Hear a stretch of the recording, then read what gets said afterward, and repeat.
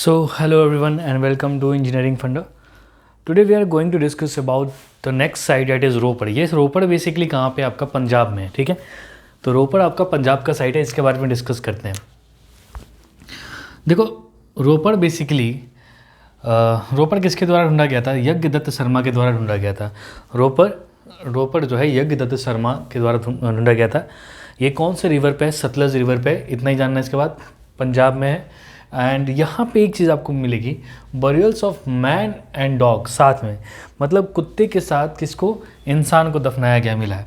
एक चीज़ और, burials of man and dog एक जगह और मिला था आपका स्टोन एज में. बता सकते हैं वो कहाँ पे?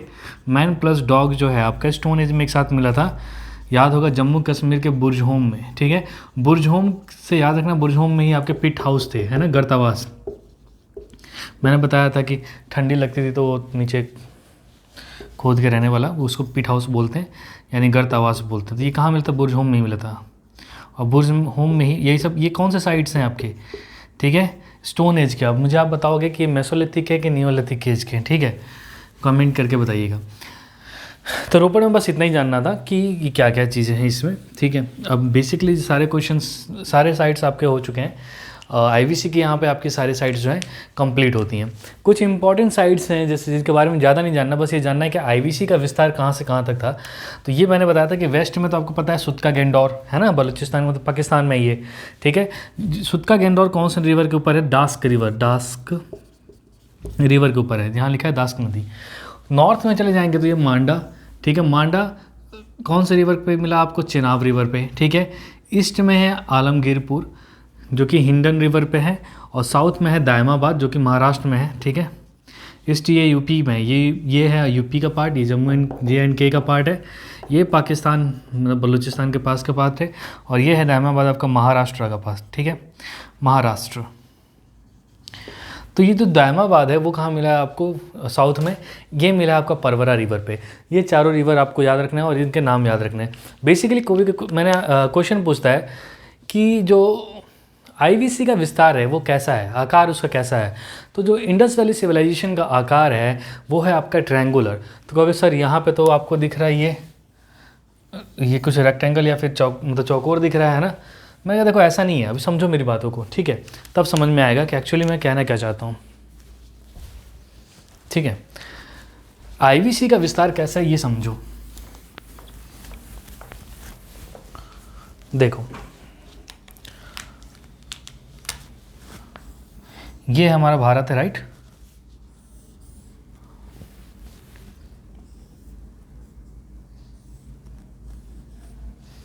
ठीक है.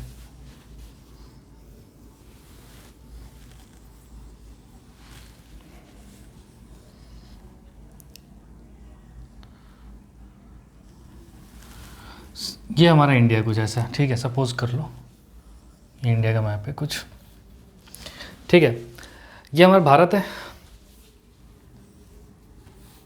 फील कर लेना कि इंडिया है, ठीक है. चलो अब यहाँ ध्यान दो. बेसिकली ये हमारा पाकिस्तान वाला रीजन है, पाकिस्तान हमारे पास कुछ ऐसा है यूँ, ठीक है. तो यहाँ पे आपका है सुतका गेंडौर, ठीक है. सुतका गेंडौर कहीं यहाँ पे है, ठीक है. ये कौन से रिवर पे है? ये आपका डास्क रिवर पे है.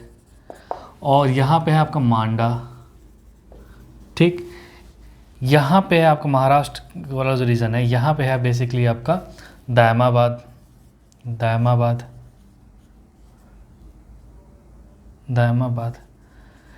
इसका वेस्ट साइड, ईस्ट साइड में ना विस्तार काफ़ी कम था. विस्तार मतलब वेस्ट, आईवीसी जो है वेस्ट में ज़्यादा बढ़ा, ईस्ट में बढ़ा ही नहीं है. पूर्वी भाग में उसका विस्तार बहुत ही कम है इस साइड. तो जो आलमगीरपुर दिख रहा है ना वो कहीं यहाँ पे है, यूपी के, दिल्ली के पास, ये यहाँ पे है. तो मैं नॉर्मली जब इसको मिलाया गया तो ये देखा गया कि कुछ यूँ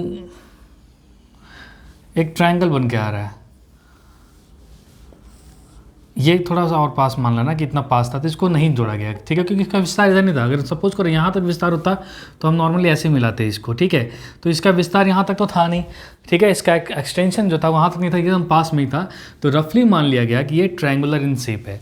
तो आईवीसी का शेप कैसा है? ट्रायंगुलर है. आईवीसी का शेप कैसा है? ट्रायंगुलर इन शेप है, ठीक है. तो ट्रायंगुलर याद रखना, ठीक है। Around 13 lakh kilometre square, 13 lakh kilometre square में ये पूरा फैला हुआ है। अराउंड 13 लाख किलोमीटर स्क्वायर में पूरा फैला हुआ है, ठीक है। इसको भी याद रखना आप। देखो कई जगह गूगल आप करोगे तो बहुत सारी चीज़ें आपको गलत मिलेंगी, ठीक है। जैसे कि मैंने आपको एक चीज़ बताई थी कि बनावली जो आईवीसी का शहर था वहाँ बेस्ट ड्रेनेज है। ये मैं आपको ओल्ड एनसीईआरटी के बेसिस पर पढ़ा रहा हूँ, लेकिन आप देखोगे तो आपको कई जगह ऑप्शन मिलेगा मोहनजोदारो, ठीक है। या फिर कई सारे ऐसे टीचर्स हैं जिन्होंने मोहनजोदारो या फिर बनावली को बहुत ही ख़राब बताया, तो आप सीधा उनसे बोलो कि भैया तुम जाके ओल्ड एनसीईआरटी पर पढ़ लो, ठीक है। देखो ऑप्शन में कभी भी आया और बनावली दिया हुआ है ना, यूपीएससी की बात कर रहा हूँ मैं, अगर बनावली दिया तो बनावली को टिक मारोगे, ठीक है, मोहनजोदारो को नहीं। देखो खान सर का भी खान सर एक हैं, वो भी बेसिकली बनावली को बताते हैं कि वहाँ पे बेस्ट ड्रेनेज नहीं है। देखो कई सारे टीचर्स का अपना अपना पढ़ाने का ढंग है, मैं किसी को गलत नहीं बोल रहा, लेकिन बस इतना बोल रहा हूँ कि एक बार आप जाकर रिसर्च करो उस पर, उसके बाद आप स्टूडेंट्स को पढ़ाओ, ठीक है। सारी चीज़ें सही नहीं होती और गूगल पे लिखी हुई सारी चीज़ें तो कभी सही नहीं होती। जैसे अभी मैं आपको पढ़ाऊँगा, जब उपवेद पढ़ेंगे, वेदों के उपवेद, जैसे कि ऋग्वेद का उपवेद क्या है, तो ऋग्वेद का उपवेद कई लोग बताते हैं कि आयुर्वेद है, गलत, आयुर्वेद नहीं है। देखो ऋग्वेद का जो उपवेद है वो अर्थवेद है, ऋग्वेद का उपवेद अर्थवेद है। अथर्ववेद का जो आपका उपवेद होता है वो है आपका आयुर्वेद, ठीक है। ये आगे मैं बताऊंगा कैसे पढ़ना है, क्या है इसमें कि मतलब बेसिकली क्या चीज़ें आई, ठीक है, वो मैं आपको समझाऊंगा, ठीक है। अभी इतना समझो, मैं एनसीईआरटी के हिसाब से पढ़ा रहा हूँ क्योंकि एनसीईआरटी के हिसाब से क्वेश्चंस आते हैं, ठीक है। ये समझ में आ गया।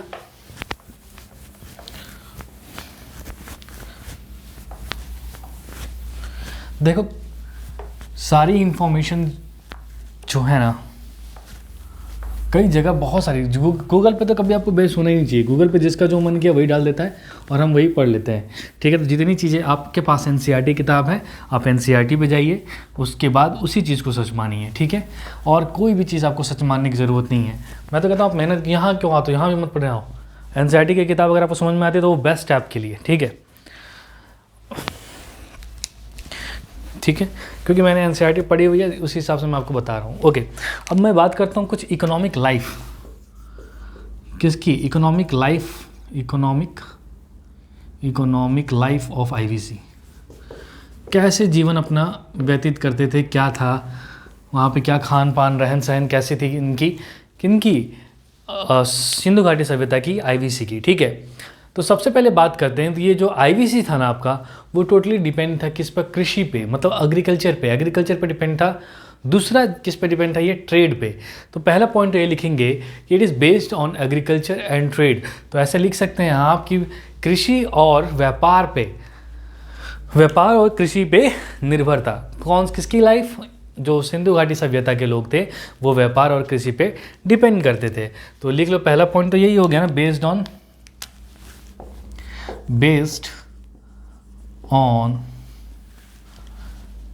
ट्रेड एंड एग्रीकल्चर,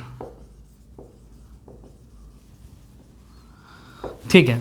दूसरी पॉइंट की बात करते हैं, तो देखो यहाँ पे कौन कौन सी बेसिकली ये लोग क्या क्या कल्टीवेट करते थे। तो ये लोग कल्टीवेट करते थे कॉटन, जो कि ऑलरेडी पढ़ लिया हमने। कॉटन के साक्ष्य कहाँ से मिले थे, तो पंडित जी धोती पहने थे, और पंडित जी मतलब पुरोहित जी कहाँ से मिले थे, तो पुरोहित जी मिले थे हमें मोहनजोदारो से, तो कॉटन। उसके बाद बार्ले, जौ सबसे पहले कहाँ उगाया गया था, जौ सबसे पहले ईरान में उगाया गया था, ये भी याद रखनी। जौ की खेती सबसे पहले कहाँ हुई थी, ईरान में। वीट आपको याद होगा, ठीक है।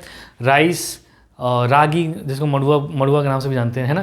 तो रागी, वीट, राइस हो गया आपका, ठीक है। खेती के सबसे प्राचीनतम साक्ष्य कहाँ से मिले हैं, लहुरा देव, याद रखेंगे। पहले मेहरगढ़ था, ठीक है, अब लहुरा देव है, ओके। राइस हो गया, फिर मटर उगाते थे, ये पीस उगाते थे। मटर के बाद ग्राम मतलब चना उगाते थे, लेंटिन्स एंड फिर आपका ये था वो तिल को क्या बोलते हैं, सेशैम, और आपका था मस्टर्ड, तो ये मतलब सरसों। ये सारी चीज़ें बेसिकली ये लोग क्या करते थे, कल्टीवेट करते थे, ठीक है। तो लिख लेते हैं, दे कल्टीवेटेड,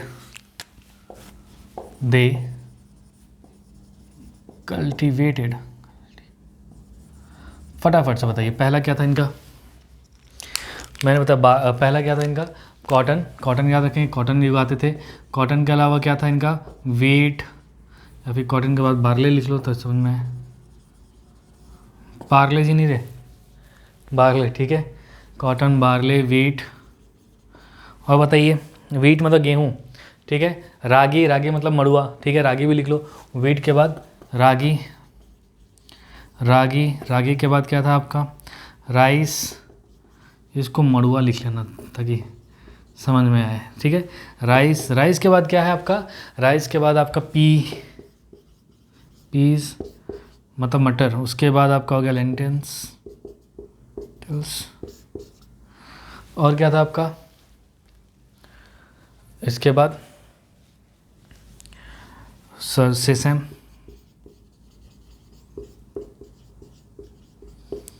तिल। उसके बाद था आपका मस्टर्ड, सरसों। इन सभी चीज़ों की क्या होती थी वहाँ पे, खेती होती थी। एक और ग्राम लिख लो, पीस के बाद ग्राम मतलब ग्राम मतलब चना, ठीक है। आई होप कि आपको समझ में आ गया। देख ले क्या क्या है इसमें, राइस, पैडी, देखी चीज़ हो गई, ठीक है ना। Peas, lentils, sesame, mustard, wheat, barley, cotton, ठीक है। तो ये समझ में आ गया आपको, ठीक है। देखो इनके बारे में एक चीज़ और आपको ध्यान रखना, इन्होंने सारे एनिमल्स का, जितने भी एनिमल्स हैं सबको डोमेस्टिकेट किया। जो डोमेस्टिकेट करने के लायक था, जिसको हम पालतू बना सकते थे, उनको पालतू बनाया इन्होंने, सिर्फ 2 जानवरों को छोड़ के, कि जिसके साक्ष्य नहीं मिलते हैं। अब कहोगे सर वो कौन से, तो वो जो सबसे ज़्यादा इस समय पालतू है, ठीक है, सबसे ज़्यादा इस समय पालतू हैं आपके काउ एंड हॉर्सेस, ठीक है। तो लिख लो, दे डोमेस्टिकेटेड ऑल एनिमल्स, दे डोमेस्टिकेटेड, नेक्स्ट थर्ड पॉइंट में, दे domesticated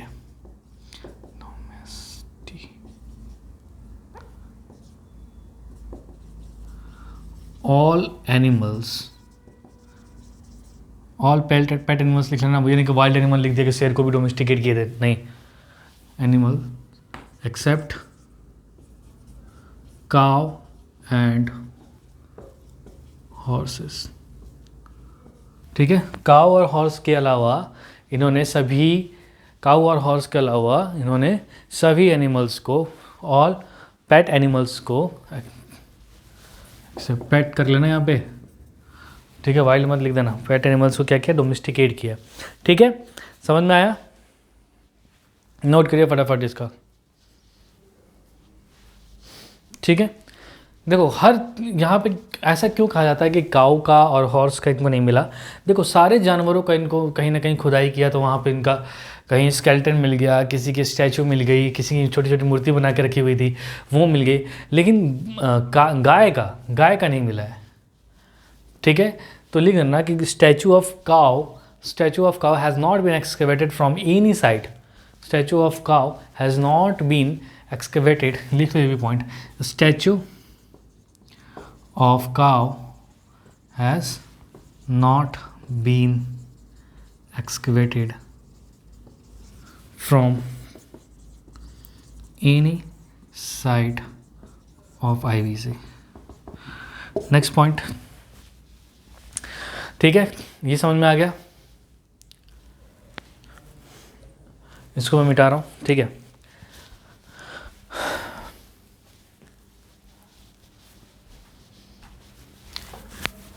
वो अपनी खेती एग्रीकल्चर करते थे, ठीक है। तो क्रॉप्स को इरिगेट कैसे करते थे, तो देखो यार, मैंने अब मोहनजोदाड़ो में बताया था कि उनको 700 कुएँ मिले थे। कुएँ कहाँ मिले, 700 कुएँ मिले हमें बेसिकली मोहनजोदाड़ो में, ठीक है ना। तो वो इरिगेट करते थे, they irrigated their crop with the help of wells, well, reservoir, canal and etcetera. Reservoir कहाँ से मिला था ये बताएंगे आप कमेंट करके, रिजर्वायर कौन से साइड से मिला था ये आप कमेंट करेंगे, क्योंकि रिजर्वायर के बारे में बता चुका हूँ, ठीक है। तो लिख लें। और हाँ, जोते हुए खेत कहाँ से मिले हुए हैं, कालीबंगा से, ये भी याद रखेंगे आप, कालीबंगा राजस्थान से, ठीक है। तो सारी चीज़ें ऑलरेडी पढ़ा चुका हूँ, इसलिए दोबारा ही बताने की ज़रूरत नहीं है। आप मुझे बताएंगे कि रिजर्वायर कहाँ से मिला था, ठीक है। वेल कहाँ से मिला था तो बता चुका हूँ मैं। तो they irrigated their crops with the help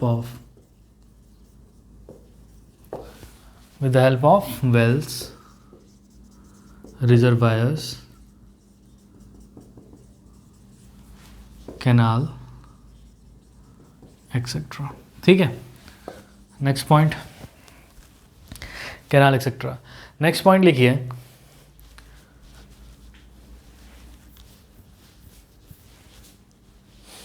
canal कहाँ पे मिला है? अच्छा, रिजर्वायर का तो हो गया, रिजर्वायर का हो गया। कैनाल कहाँ से मिला है ये आपको बताना था ना, ये शायद नहीं बताया मैंने। कैनाल, ये नोट कर लेंगे आप, कैनाल सोरतुघाई, सोरतुघाई कैनाल का साक्ष्य कहाँ से मिला है? सोरतुघाई घोई, अफगानिस्तान, अफगानिस्तान।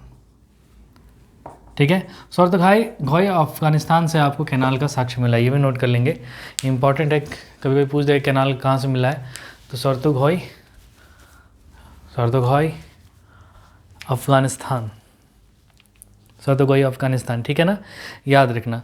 ठीक है, इनका जो ट्रेड चलता था, मैंने बताया ना इनका एग्रीकल्चर के बारे में बता दिया कि वो अपने क्रॉप को वेल से, रिजर्वायर और कैनाल से करते थे। फिर से उन्होंने डोमेस्टिकेटेड किया था सभी पेट एनिमल्स को एक्सेप्ट काऊ एंड हॉर्स के।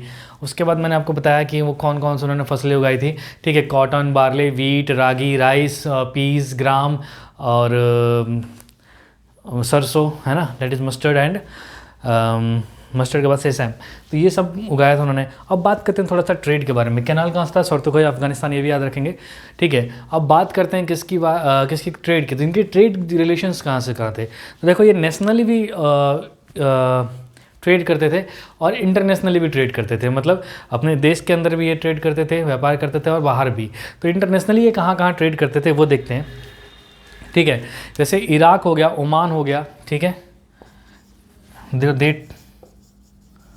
they traded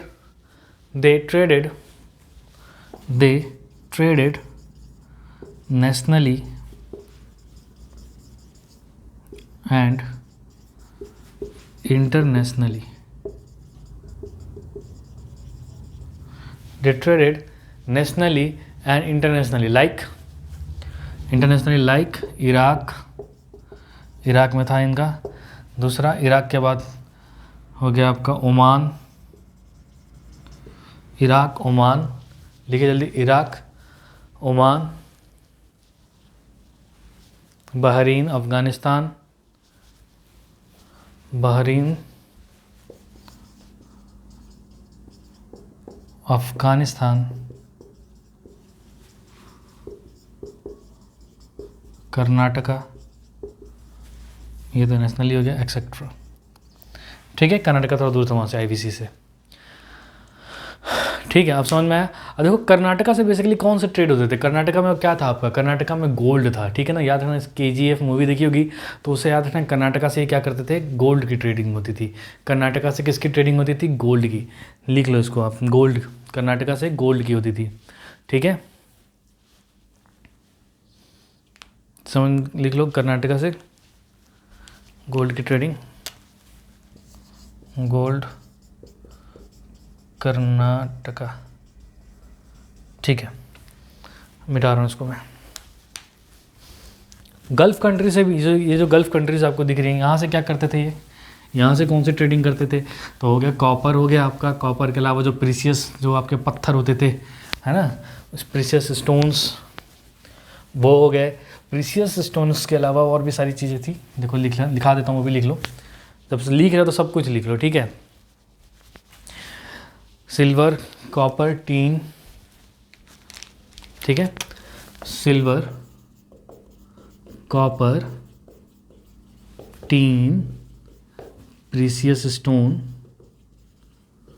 ये कहाँ से? ये गल्फ़ कंट्रीज से लेते थे। दो नीचे ऑप्शन में दिखाया, अफगानिस्तान, बहरीन। ठीक है, यहाँ से ट्रेडिंग करते थे ये इन चीज़ों की। ठीक है, समझ में आया?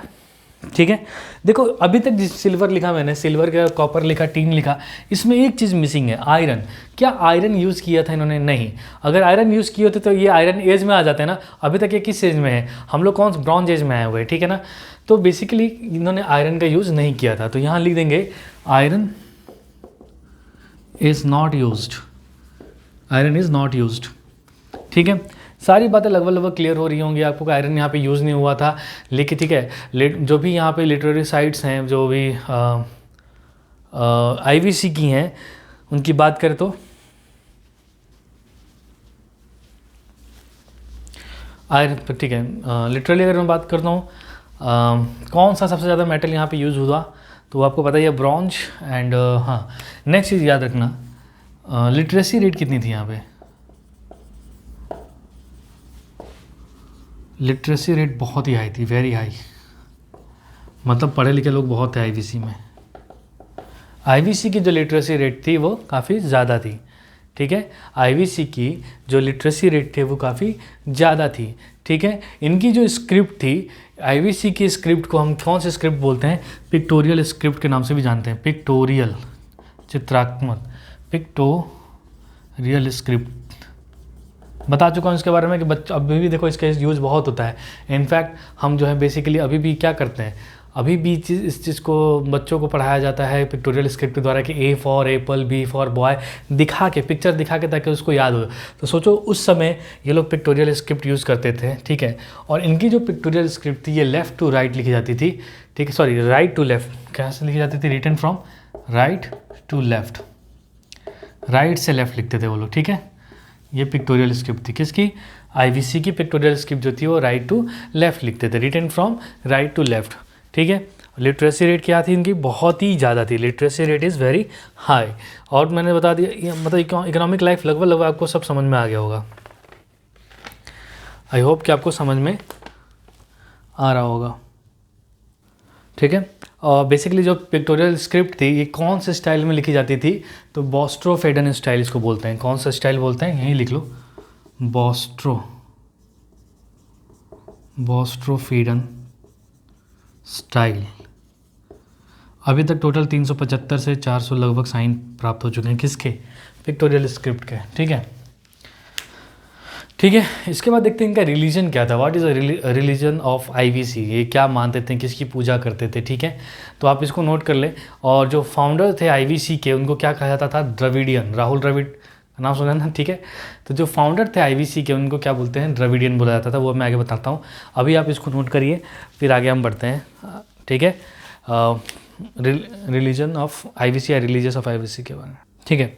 तो रिलीजन ऑफ आईवीसी की बात करें तो देखो, जो पीपल थे आईवीसी के वो मूर्तियों की पूजा करते थे, ठीक है। जो पीपल थे आईवीसी के वो किसकी पूजा करते थे, मूर्तियों की, आग की, मतलब अग्नि की, फिर एनिमल्स की पूजा करते थे, डव्स की पूजा करते थे, स्टोन की पूजा करते थे, और पत्थर के शिवलिंग की पूजा करते थे, ठीक है।